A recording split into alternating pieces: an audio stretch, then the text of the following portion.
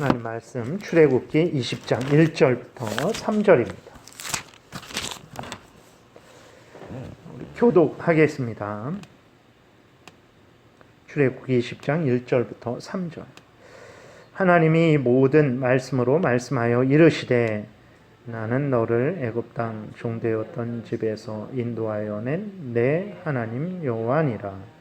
너는 나 외에는 다른 신들을 내게 두지 말라. 아멘. 기도드리겠습니다. 하나님, 오늘도 은혜를 내려주셔서 감사합니다. 하나님의 말씀을 전하고 듣습니다. 성령께서 역사하셔서 우리를 향한 하나님의 뜻을 깨달아 알게 도우소서.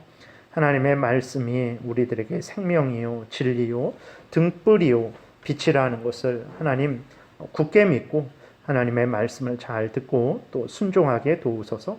하나님 말씀하신 대로 우리가 진리길 또 생명길 또 빛되고 정말 복된 길을 걸어가게 될 줄을 믿습니다. 예수님 이름으로 기도드렸습니다. 아멘.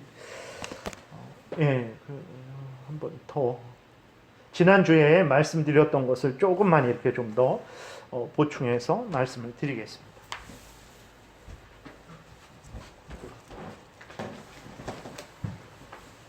보이죠?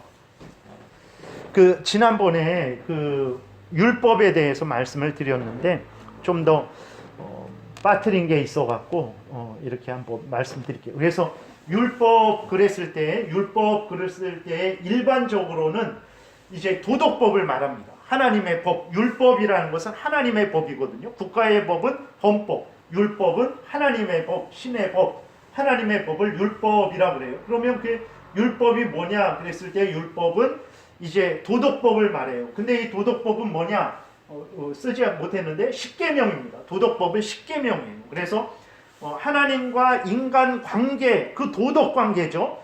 그 하나님과 인간 관계에 지켜야 될 법, 그게 도덕법이죠. 그거는 첫 번째부터 네 번째 그 계명을 말하는 거예요. 그 다음에 인간과 인간과의 관계가 있잖아요. 우리가 서로 살아야 되니까.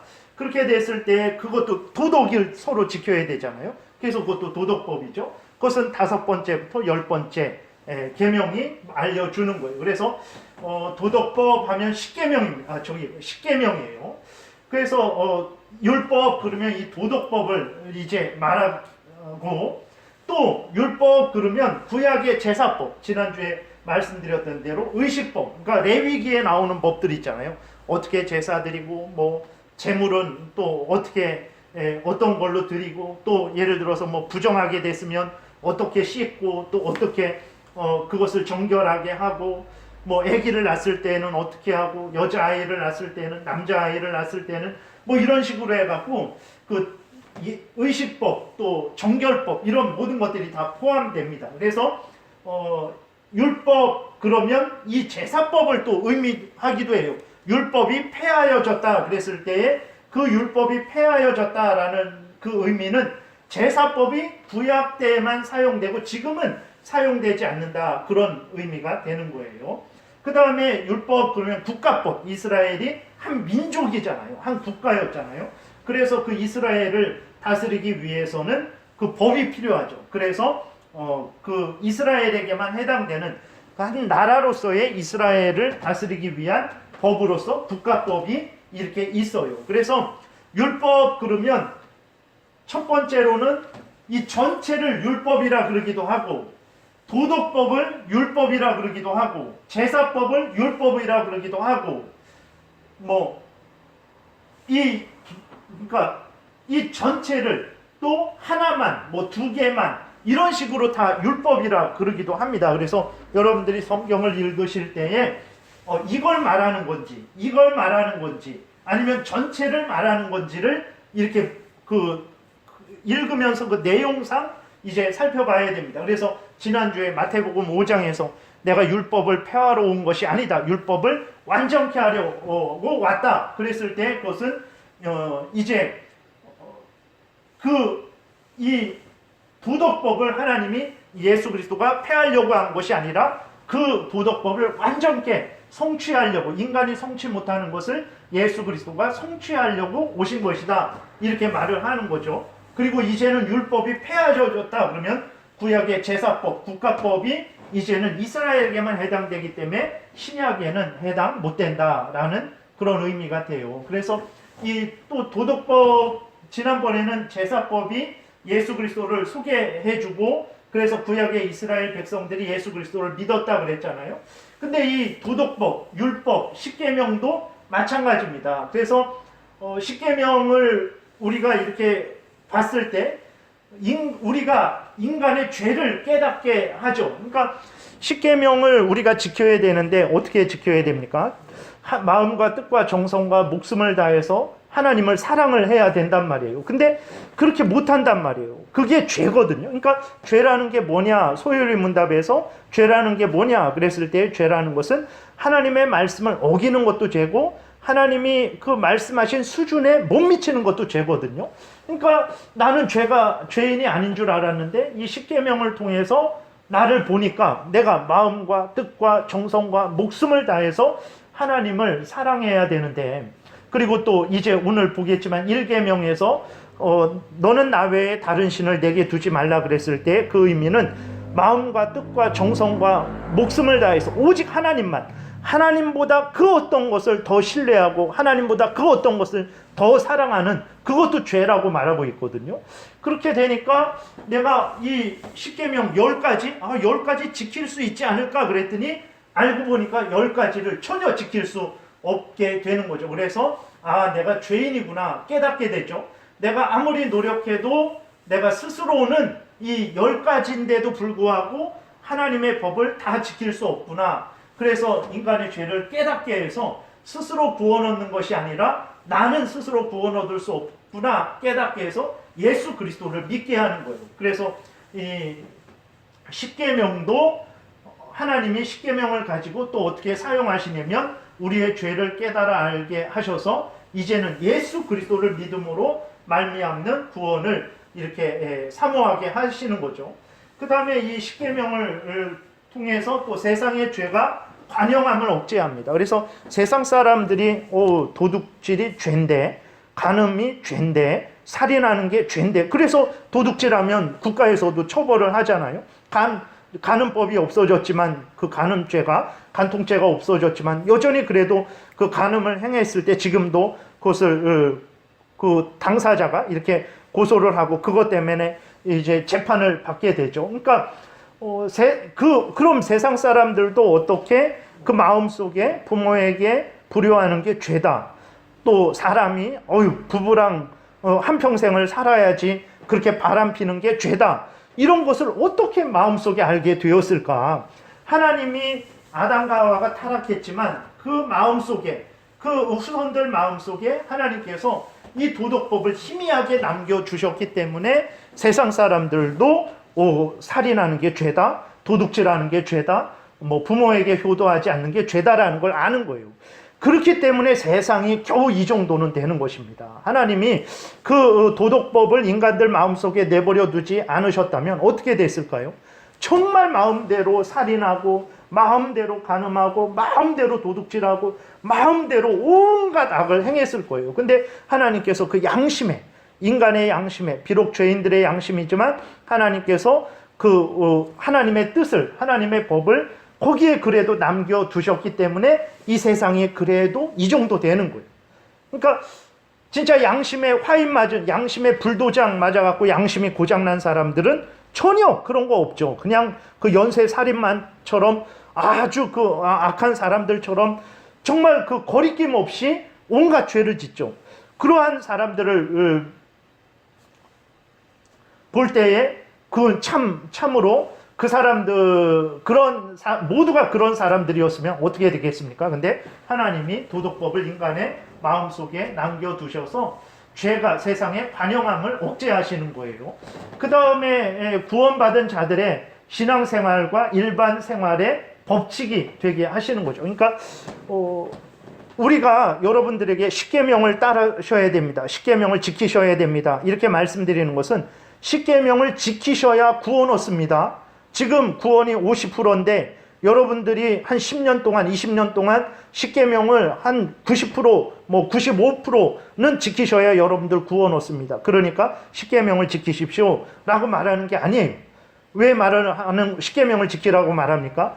예수 그리스도를 믿어서 우리가 죄 용서함을 받아서 하나님의 자녀가 됐습니다. 우리는 하나님의 자녀입니다. 근데 우리 하나님의 뜻이 바로 십계명입니다. 그럼 우리가 하나님의 자녀로서 우리 하나님의 뜻을 따라서 십계명을 따라서 살아가야 되는 것입니다. 그러니까 십계명을 지키시기 바랍니다. 이미 하나님의 자녀가 된 자들에게 제가 말씀을 드리는 거예요. 이미 하나님의 구원을 얻은 자들에게 이 십계명을 지켜야 된다라는 거지, 하나님의 자녀가 되기 위해서 십계명을 지키라는 게 아닙니다. 그거는 안 돼요. 왜 그러냐면 죄로 인해서 인간은 십계명을 완전히 지킬 수가 없어요. 그래서 예수 그리스도를 바라보게 하나님이 이 율법을 사용하시는 겁니다. 그래서 구원받은 자들이 구원받은 자들이에요. 구원받을 자들이가 아니라 구원받은 자들이 그들의 하나님의 뜻 십계명을 따라서 일반 신앙생활도 하고 일상생활도 그렇게 하게 하는데, 그렇게 십계명을 하나님이 도덕법을 사용을 하시는 거예요. 그래서 정리하면 율법 그러면 이 전체를 말하기도 하고 하나를 율법이라 그러기도 하고, 그래서 또 이 율법을 사용해서 하나님이 예수 그리스도를 우리에게 소개시켜 주시고 예수 그리스도를 믿도록 그렇게 우리를 인도하시는 거예요. 특별히 이 십계명 도덕법은 세상에 첫 번째 그 예수 그리스도를 죄를 깨닫고 예수 그리스도를 이제 믿게 하고, 그 다음에 죄가 관영함을 억제하고, 특별히 이게 중요합니다. 구원받은 자들이 그럼 이제 어떻게 살아가야 될까? 내 마음대로 살아가야 될까? 뭐 목사님이 말하는 대로 살아가야 될까? 대통령이 말하는 대로 살아가야 될까? 아니에요. 하나님의 법대로, 하나님의 뜻대로 살아가야 돼요. 신앙생활도 하나님의 뜻을 기준으로, 일상생활도 하나님의 뜻을 기준으로 그렇게 하나님이 사용을 하십니다. 그리고 이 국가법도 이스라엘 백성들에게만 해당되는 법이지만 그 하나님의 통치거든요. 하나님의 법을 보여주심으로써 결국은 예수 그리스도가 왕이 되셔서 완전히 그 하나님의 나라에서 예수 그리스도의 완전한 통치를 사모하게 하는 거죠. 그러니까 모든 이 율법 전체, 도덕법, 제사법, 국가법, 이 모든 것들을 통해서 예수 그리스도를 소개해주고 우리로 예수 그리스도를 바라보게 하는 거죠. 근데 이 두 개, 제사법, 국가법은 구약 때에만 쓰는 거고 지금은 우리가 안 씁니다. 이걸 주장하면 안 되는 거예요. 그러나 이 도덕법은 지금도 우리에게 해당되죠. 구원받은 자들이 신앙생활과 일상생활의 법칙으로 삼고 살아가도록 하나님께서 그렇게 사용을 하시는 거예요. 그래서 지난번에 말씀을 드렸는데 이 부분을 좀 빼놔서 다시 이렇게 말씀을 드렸습니다. 그 다음에 이렇게 한번 넘어가 보겠습니다. 136문 제 읽겠습니다. 제1계명을 말해 보십시오. 답. 이스라엘아 들으라. 나는 너를 애굽 땅 종되었던 집에서 인도하여 낸 너의 하나님 여호와로다. 너는 나 외에는 다른 신들을 내게 있게 말지니라 입니다. 그렇죠? 1계명이 이건데, 근데 이건 서론이랑 같이 이제 말하고 있어요. 그 다음 137문 그 뜻을 말해 보십시오. 답. 하나님께서는 처음 부분을 율법 전체에 대한 서론으로 제시하고 있습니다. 즉 하나님께서는 당신을 영원하신 분 그리고 세상의 창조주라고 부름으로써 당신께서 세상 만물에 대한 명령권이 있음을 주장하십니다. 그 후 하나님께서는 우리가 당신의 계명에 대해 친근한 마음을 가질 수 있도록 당신 자신을 우리의 하나님이라고 부르십니다. 만일 하나님께서 우리의 구원자시라면 우리는 마땅히 그분의 말씀에 복종하는 백성이 되어야 됩니다. 그래서 율법의 그 1계명이 우리는 3절부터 시작되잖아요. 근데 칼빈이 그것을 1, 2절을 함께 묶으면서 1, 2절 이제 1, 2절 이스라엘아 들으라. 나는 너를 애굽 땅 종되었던 집에서 인도하여 낸 너의 하나님 여호와로라. 이 부분은 서론에 해당된다라는 거예요. 그러면 이것을 왜 그렇게 했냐? 그랬을 때 하나님이 누군가 오늘 오전에 말씀드린 것처럼 우리가 왜 하나님께 복종을 해야 되는가? 왜 우리가 하나님을 섬겨야 되는가? 왜 우리가 하나님의 명령을 따라야 되는가? 하나님과 나랑 상관이 없다면 그럴 필요가 없잖아요. 근데 그래야 된단 말이에요. 왜 그러냐? 하나님은 우리의 창조주로서의 주인이다. 하나님은 우리의 구원주로서의 주인이다. 그렇기 때문에 하나님을 우리가 경외하고 하나님의 뜻을 따라야 된다. 마찬가지입니다. 왜 이스라엘 백성들이 하나님의 뜻을 따라야 되냐? 그랬을 때 하나님이 이제 이스라엘 백성들하고 하나님과의 관계를 알려주는 거죠. 이스라엘아, 들으라. 내가 누군지 아느냐? 나는 너를 애굽 땅 종되었던 집에서 인도하여 낸 너의 하나님 여호와다. 그렇기 때문에 너희들은 내 백성이고 나는 너희들의 하나님이다. 너희들은 나의 자녀들이고 나는 너희의 아버지다. 그렇기 때문에 너희가 내 말을 듣는 것은 마땅한 것이다. 이후부터 말하는 것은 내가 아무에게나 말하는 게 아니라 내가 내 백성으로 삼은 너희들, 내가 내 자녀로 삼은 너희들에게 말하는 내 명령이니까 너희들은 이 명령을 따라가라. 그러면서 이제 3절부터 너는 나 외에는 다른 신들을 내게 있게 말지니라. 우상을 섬기지 말라. 하나님의 이름을 망령되이 일컫지 말라. 그러면서 10가지 계명을 이제 말씀을 해 주시는 거예요. 그래서 1절, 2절이 왜 중요하냐? 하나님과 이스라엘의 관계가 어떤 관계인지를 설명해 주는 거예요. 하나님이 누구고 이스라엘에게 하나님이 누구고 하나님이 이스라엘에게 누군지를 알려주시는 거죠. 그 다음 138문 문제. 그러나 그 다음에 나오는 하나님께서 애굽 땅으로부터의 구원에 관해 하신 말씀은 특별히 이스라엘 민족에게만 해당하는 것이 아닙니까? 답. 단편적으로 볼 때는 그렇게 보입니다. 그러나 하나님의 말씀의 특성인 영적인 본질로 볼 때 이 말씀은 일반적으로 모든 시대의 모든 성도에게 다 적용되는 말씀인 것입니다. 즉 하나님께서는 죄라는 영적 종살이로부터 그리고 악마의 압제로부터 우리의 영혼을 구원하셨기 때문입니다. 그러니까 이제 그 출애굽한 거는 이스라엘 백성들에게만 해당되는 건데 이스라엘 백성들의 하나님 아닙니까? 이스라엘 백성들의 구원자 아닙니까? 근데 왜 우리의 하나님이라 그리고 왜 우리가 이 십계명을 들어야 됩니까? 이 십계명 굳이 들어야 됩니까? 그 이스라엘에게 말씀하신 건데 라고 말하는 사람들이 지금도 많습니다. 그래서 그 교회에서 십계명 안 가르쳐요. 그리고 십계명 그 중요하지 않게 생각하는 사람들이 많습니다. 그거는 오해인 거예요. 왜 그러냐? 하나님께서 이스라엘 백성들을 애굽에서 건져내신 것을 통해서 무엇을 보여주십니까? 그러니까 실제적으로 이스라엘이 애굽에서 나온 출애굽한 그 사건을 통해서 보여주시는 것은 무엇이냐면 하나님이 사탄 마귀의 종로로 타는 데서 너희들이 죄의 종로로 타는 데서 너희들이 사탄 마귀에 사로잡혀서 허물과 죄로 죽었던 상태에서 하나님이 너희들을 구원하여 주신다라는 것을 그 출애굽 사건을 통해서 하나님이 드러내시는 거예요. 그러니까 우리를 마귀로부터 구원해 주시고 죽음으로부터 구원해 주시고 죄로부터 죄의 속박으로부터 구원해 주시고 지옥으로부터 구원해 주신다라는 것을 하나님이 이스라엘 백성들을 출애굽시키는 사건을 통해서 영적으로 보여주고 계신 거예요. 그렇기 때문에 그 출애굽 사건은 이스라엘만 해당되는 것이지 우리는 상관없잖아요 라고 말해서는 안 된다라는 거예요. 그걸 통해서 죄라는 영적 종살이로부터 그리고 악마의 압제로부터 우리 영혼을 구원하셨다라는 것을 보여주고 있는 거예요. 그렇기 때문에 이것은 이스라엘 백성들에게만 해당되는 게 아니에요. 그래서 바로라는 존재를 통해서 악한 사탄 마귀를 좀 이렇게 보여주는 거죠. 하나님을 대적하고 하나님의 백성들을 붙들고 하나님의 백성들을 풀어주지 않고 그 자기의 종살이 시키는 그러한 사탄 마귀의 예를 바로를 통해서 하나님이 드러내시는 거예요. 그렇기 때문에 출애굽 사건을 그 이스라엘에게만 해당되는 육신적인 것으로만 보면 안 되죠.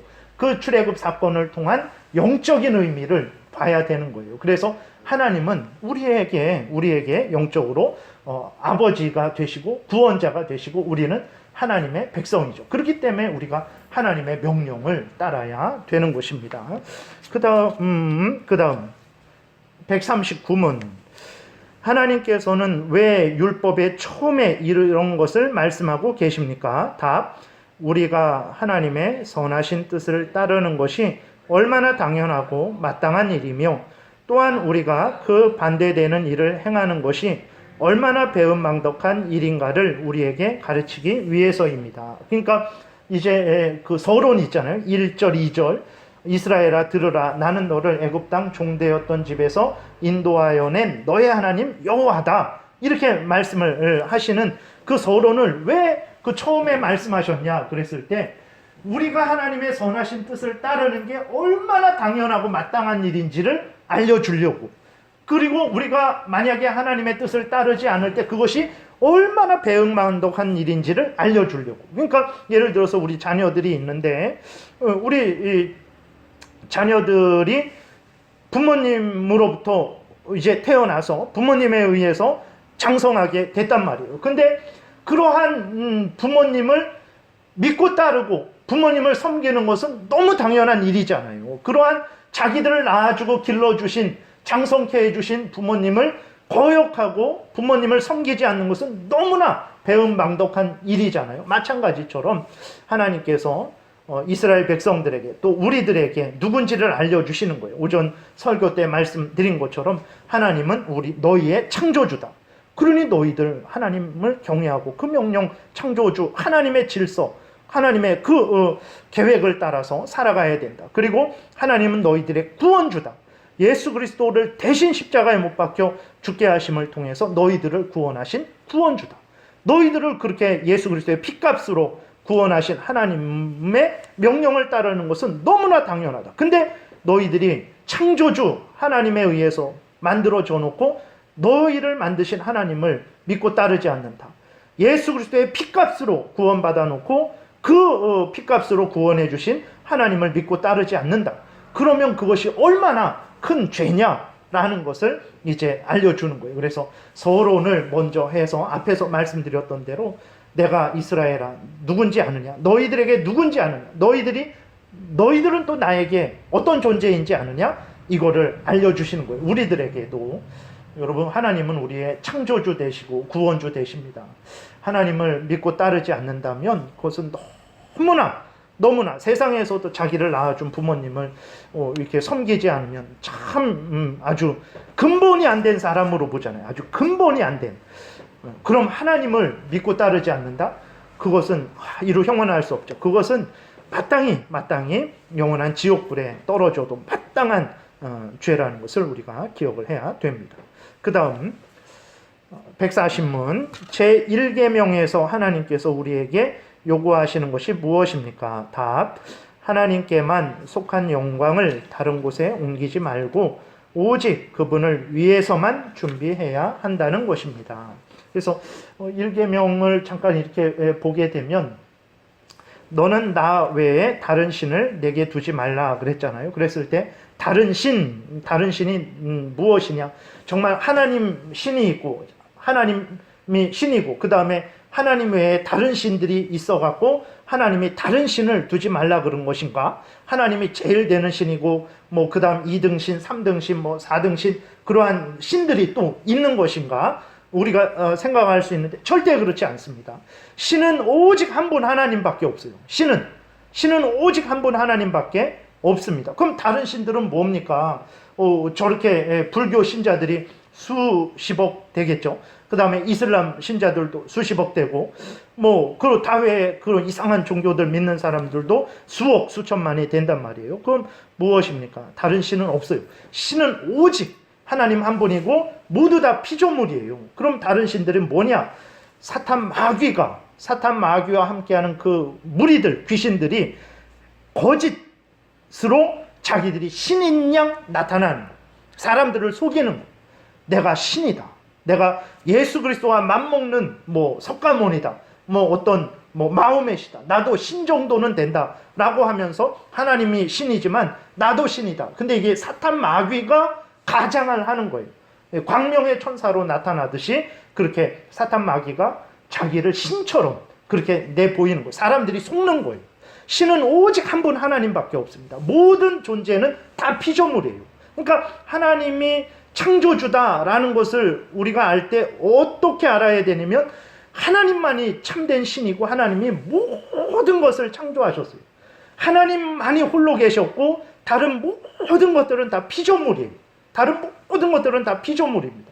그것만 우리가 분명히 알아도 다른 신이 없다라는 것은 분명히 알죠. 근데 사람들이 다른 신을 섬기는 것은 사탄 마귀가 가장해서 나타나는 거예요. 신처럼 그렇게 속여서 나타나는 것이고, 사람들이 속는 거죠. 그리고 사람들이 신행세를 하는 거죠. 사악한 그 종교 지도자들이 마치 자기가 신인 것처럼 나에게로 와라, 문선명처럼 내가 너의 피를 정결하게 해주겠다, 내가 너를 구원해 주겠다, 온통 그러한 사악한 거짓말로 해갖고 신행세를 하는 거예요. 신은 오직 한 분밖에 없습니다. 하나님 한 분.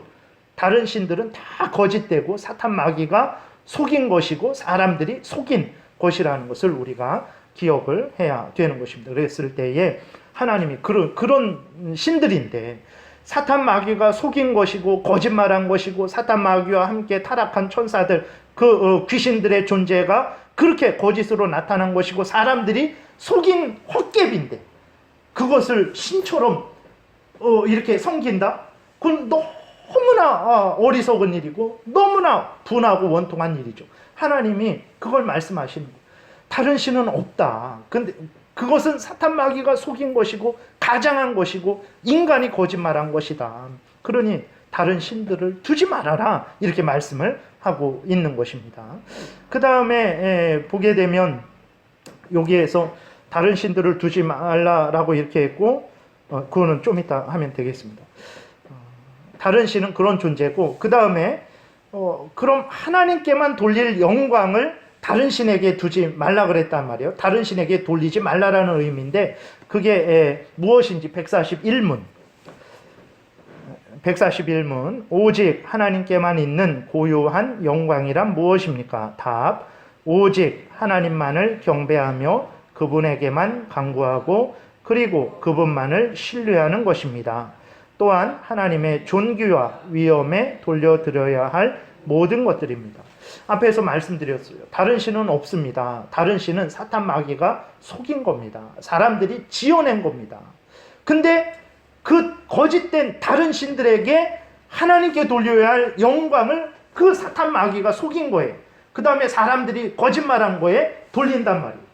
하나님을 의지해야 되는데 사탄 마귀를 의지하고 사람들의 거짓말을 의지하고, 하나님께 찬양해야 되는데 사탄 마귀를 찬양하고 다른 사람들이 거짓말한 것을 찬양하고, 하나님께 기도해야 되는데 사탄 마귀에게 기도하고 그 다른 신에게 기도하는 거죠. 인간이 거짓말한 신에게 기도하고, 그게 바로 그게 다른 신을 내 앞에 두었다라는 것입니다. 그래서 우리 그리스도인들도 마찬가지입니다. 우리 그리스도인들도 하나님만이 진짜 신이시고 창조주시고 구원주시란 말이에요. 그러면 하나님께 영광과 감사와 찬송을 돌려야 되는데 하나님을 적당히 의지하고 돈도 의지하고, 하나님을 적당히 의지하고 세상 지위 권세도 의지하고, 하나님을 적당히 의지하면서도 동시에 이제 사람도 의지하고, 그게 하나님께만 돌려야 될 영광을 물질에게, 지위 권세에게, 그 다음에 어떤 거짓된 것들에게, 사람에게 돌리는 거예요.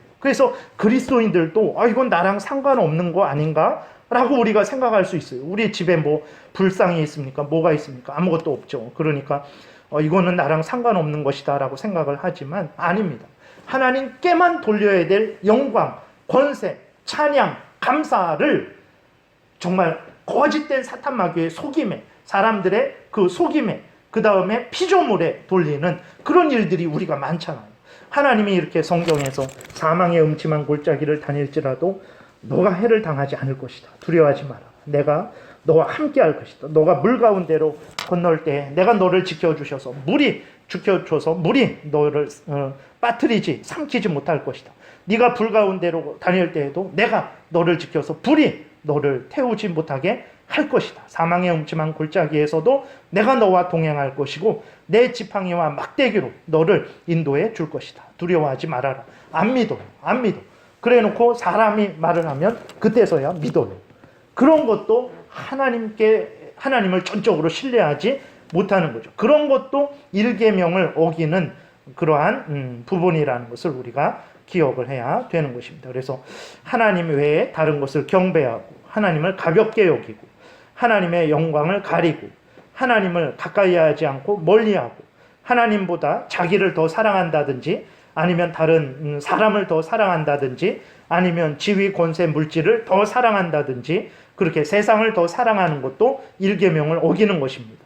하나님을 부끄러워하는 거, 하나님을 향해 불평하고 원망하는 거, 하나님께 감사치 않는 거, 자기에게 모든 공로를 돌리는 거, 하나님이 행하는 것을 지겨워하는 거, 하나님의 말씀을 어기는 거, 이 모든 것들이 일계명과 관련되어 있는 거예요. 하나님 외에 다른 신을 두지 말라라 그랬을 때에 그 의미가 바로 이렇게 하지 말고 하나님께 전적으로 의지하고 신뢰하고 기도하고 간구하고 기뻐하고 즐거워하고 하나님 제일 우선 중심으로 살아가라는 명령이 있다는 것을 기억해야 됩니다.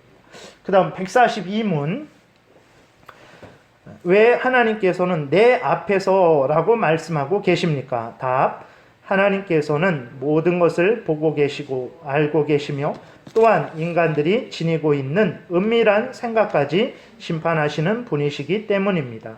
이것은 하나님께서 단지 겉으로의 신앙 고백만을 통해서가 아니라 우리의 참된 진실성과 마음의 중심으로부터 나오는 사랑 안에서 하나님으로서 인정받으시기를 원하고 계심을 뜻하는 것입니다. 무슨 말이냐면 3절에 보게 되면 이렇게 되어 있어요. 너는 나 외에는 다른 신들을 내게 두지 말라. 그래서 3절에는요, 내 앞에서라는 말이 없어요. 우리나라 말로는 내 앞에서라는 말이 없어요. 근데 여기 142문에서는 왜 하나님께서 3절에서 1계명 첫 번째 계명에서 내 앞에서 다른 신들을 내게 두지 말라라고 말씀하셨는가? 그러면서 내 앞에서라는 의미가 뭐냐? 이렇게 말을 하거든요. 근데 우리나라 성경을 보면 내 앞에서란 말이 없어요. 근데 그 원어를 보게 되면 내 앞에서란 말이 있습니다. 하나님의 얼굴 앞에서, 하나님의 얼굴을 대적해서, 하나님 얼굴 위에, 이런 의미가 있어요. 그래서 그러한 말을 내 앞에서라고 이렇게 표현을 한 거예요. 근데 우리 한글 성경에는 그게 없어요. 하나님의 얼굴을 대적해서, 하나님의 얼굴 위에, 하나님의 얼굴을 넘어서서, 하나님의 얼굴 앞에서, 이런 그 단어가 있거든요. 그 히브리어에는. 근데 우리나라 여기에는 없어요. 그래서 이게 도대체 이게 무슨 말인가 우리가 생각을 하게 되죠. 근데 원래는 있습니다. 있는 거예요. 그러면 그 내 앞에서 라는 의미가 뭐냐라고 그랬을 때에 하나님은 항상 우리 앞에 있다라는 거예요. 우리가 그것을 기억해야 됩니다. 하나님은 항상 우리 앞에 계십니다. 내가 교회에 있을 때에도 내 앞에 하나님 계십니다. 그리고 내가 가정에 있을 때에도 하나님이 내 앞에 계세요. 내가 직장에 나갔을 때에도 하나님이 내 앞에 계십니다. 내가 혼자 어두운 골방에 있을 때에도 하나님이 내 앞에 계십니다. 내가 저 바다 끝에 가서 거할지라도 하나님이 내 앞에 계세요.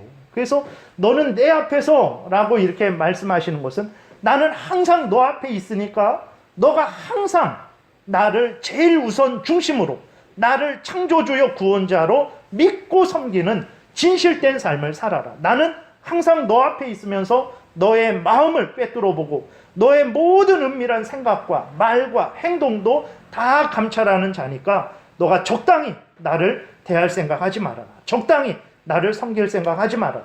하나님도 섬기고 우상도 섬기고 갈멜산에 있는 이스라엘 백성들처럼 하나님이 진짜 신이면 하나님을 택해라. 바알이 진짜 신이면 바알을 택해라. 엘리야가 말했는데 어떻게 해야 될지 모르고 그냥 그 중간에 서서 오락가락 하면서 정말 어찌할 바를 모르는 그러한 마음과 태도로 나를 섬길 생각 말아라. 나는 너 앞에 있다. 너의 마음과 너의 생각과 너의 말과 너의 행동들을 감찰하고 있다. 그러니 내 앞에서 다른 신 둘 생각하지 말아라. 이렇게 말씀하고 있는 거예요. 그래서 시편 136편에 1절에 여호와께서 주께서 나를 살펴보셨으므로 나를 아시나이다. 주께서 내가 앉고 일어섬을 아시고 멀리서도 나의 생각을 밝히 아시오며 나의 모든 길과 내가 눕는 것을 살펴보셨으므로 나의 모든 행위를 익히 아시오니 여호와여 내 혀의 말을 알지 못하시는 것이 하나도 없으시니이다. 내가 주의 영을 떠나 어디로 가며 주의 앞에서 어디로 피하리이까. 내가 하늘에 올라갈지라도 거기 계시며 스올에 내 자리를 펼지라도 거기 계시니이다. 내가 새벽 날개를 치며 바다 끝에 가서 거주할지라도 거기서도 주의 오른손이 나를 인도하시며 주의 오른손이 나를 붙드시리이다. 이런 의미예요. 내 앞에서 내가 너 앞에 있다. 너는 내 앞에 있다. 그러니 형식적으로, 위선적으로, 거짓되게, 적당하게 섬길 생각 하지 말아라. 적당하게 다른 신들 둘 생각 하지 말아라. 라고 말씀을 하시는 거예요. 그래서 1계명을 통해서 하나님이 하나님의 백성들에게 하나님을 어떤 마음과 태도로 섬겨야 될지를 알려주고 하나님만이 너희들의 창조주요 너희들의 구원자다라는 것을 이스라엘 백성들에게 알려주셨듯이 오늘 우리에게도 알려주고 계신 것입니다. 그래서 여러분들이 하나님 앞에 항상 있다라는 창조주 하나님이 또 구원주 하나님 되신 하나님이 항상 우리 앞에 있고 나는 항상 하나님 앞에 있다라는 것을 기억하고 다른 신들을 둘 생각하지 말아야 됩니다. 하나님께 돌릴 영광을 다른 무엇에 돌릴 생각하지 말아야 됩니다. 하나님을 의지해야 되는데 다른 무엇들을 더 의지할 생각하지 말아야 됩니다. 물론 그렇다고 해서 병원도 가지 않고 뭐 사람들하고 협력해갖고 열심히 일을 하지도 말고 이런 게 아니라 제일 우선 중심적으로 하나님이고 그 다음 하나님의 뜻을 따라서 그렇게 서로 인간적으로 협력하고 뭐 이런 건 얼마든지 가능한 겁니다. 그것도 하지 말라라는 게 아니라 하나님이 참된 신으로서 하나님 제일 우선 중심으로 하나님 명령을 따라서 살아가야 된다라는 것입니다. 1계명을 통해서 이렇게 또 제네바 교리문답 칼빈이 1542년 우리나라 1542년이면 우리나라 언제입니까? 조선 그때 아이고 벌써 이러한 것을 요리문답으로 이렇게 정리해갖고 이런 교육을 했어요. 애들한테도. 그러니 선진국이 이런 생각을 가지고 하나님 앞에서 가정생활하고 직장생활하고 교회생활하는 거예요. 이런 마음과 태도로. 그러니 그곳이 선진국이 되는 거예요. 우리나라는 전혀 그런 것도 모르고 그렇게 살고 있었죠. 참. 그러니까 하나님의 말씀을 잘 이렇게 듣고 따르면 정말 개인이 복받고 이런 사람이 가장이라면 얼마나 복되겠습니까? 이런 사람이 나라의 지도자라면 얼마나 그 나라가 복되겠습니까?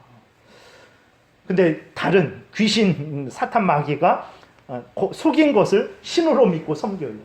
사탄 마귀의 그 거짓된 속임에 넘어가고 사람이 속인 거에 넘어가서 헛된 신을 우상을 섬긴다면 아이고 그 개인도 그렇고 그가 속한 가정도 그렇고 그가 속한 나라도 그렇고 얼마나 참 불행하겠습니까? 다시 한번 우리들이 이 큰 사명을 받은 것입니다. 우리들이 하나님 잘 섬기는 것, 우리 자신과 가족과 사회와 국가와 세상을 위하는 일이라는 것을 기억하고 열심히 하나님 잘 섬겨야 되겠습니다. 기도드리겠습니다. 살아계신 하나님 아버지 감사합니다. 오늘도 은혜를 내려주셔서 인도해 주셔서 감사합니다. 항상 하나님을 생각하고 하나님만이 참된 신이라는 것을 굳게 믿고 다른 신은 다